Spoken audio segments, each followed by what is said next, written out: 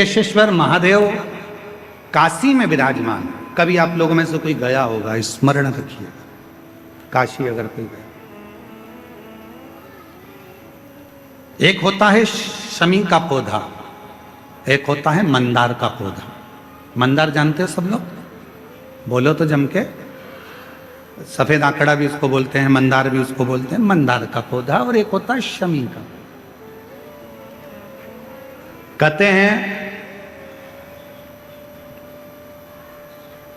जिस व्यक्ति की जिंदगी में केवल घाटा ही घाटा लिखा हो, दुख ही दुख लिखा हो और कई साल हो गए हों किराए के मकान में रहते हुए या तकलीफ को भोगते भोगते, परिवार में कहीं सुख है ही नहीं। दो पौधे को याद रखना, और दोनों पौधे की कथा हमने पूर्व में सुना चुके, मंदार और शमी। दोनों की कथा सुनाइए कि ये कौन से मुनि थे, कौन से ऋषि के बेटे थे, ये मंदार और शमी किसके पुत्र थे, सब कथा सुनो। आप यूट्यूब पर सर्च करिएगा तो आपको कथा पूरी मिल जाएगी, आप उसको सुनो।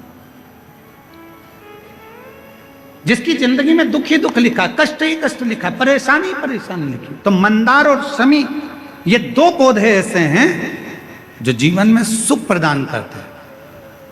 एक नियम बना लो,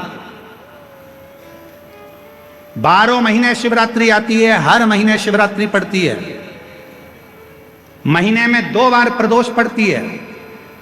या तो प्रदोष का नियम बनाओ या शिवरात्रि का नियम बनाओ। एक काम करना चालू करो, थोड़ी सी मिट्टी शमी के पेड़ के नीचे की और थोड़ी सी मिट्टी मंदार के पौधे के नीचे की, दोनों को लाओ, अच्छा मिलाकर उसका एक शिवलिंग का निर्माण करो और उस शिवलिंग का पूजन प्रदोष काल में शाम के समय शिवलिंग के सामने 2 घी के दिए जलाकर, जैसी घर में पूजन करते हो वैसी की वैसी पूजन करो, आरती करो, थोड़ा सा भोग लगाकर निवेदन कर उस शिवलिंग का बाद में विसर्जन करो।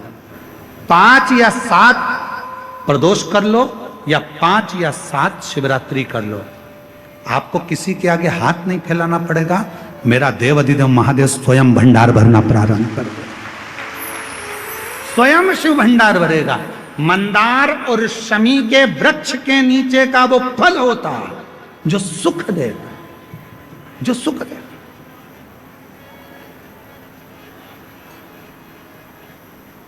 जो हमें आनंद प्रदान करता है।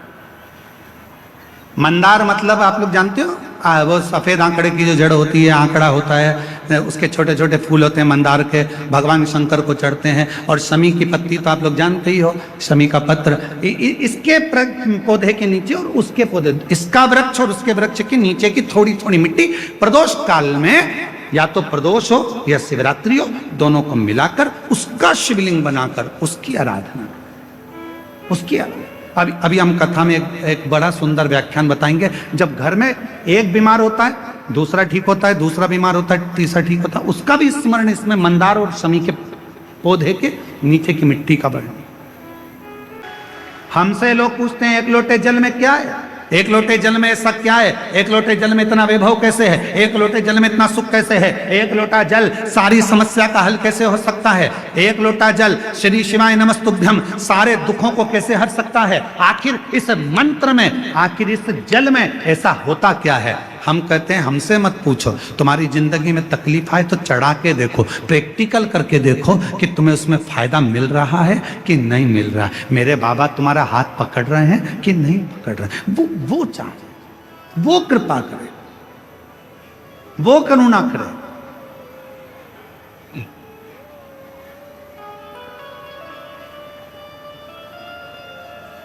जीवन का जो सुख है ऐसे ही नहीं मिला है। कई लोग कहते हैं हम तो भगवान के मंदिर जाते हैं, हम भगवान का भजन करते हैं, हम भगवान का स्मरण करते हैं, उसके बाद भी मेरे शरीर में इतना बड़ा रोग हो गया, इसके बाद भी मुझे तकलीफ आ गई, इसके बाद भी मुझे दुख आ गया, इसके बाद भी मुझे कष्ट आ गया।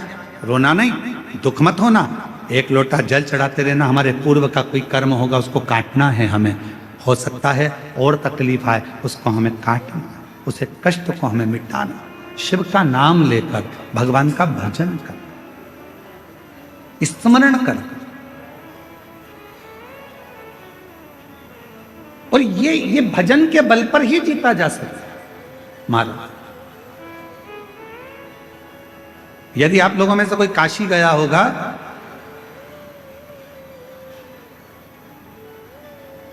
तो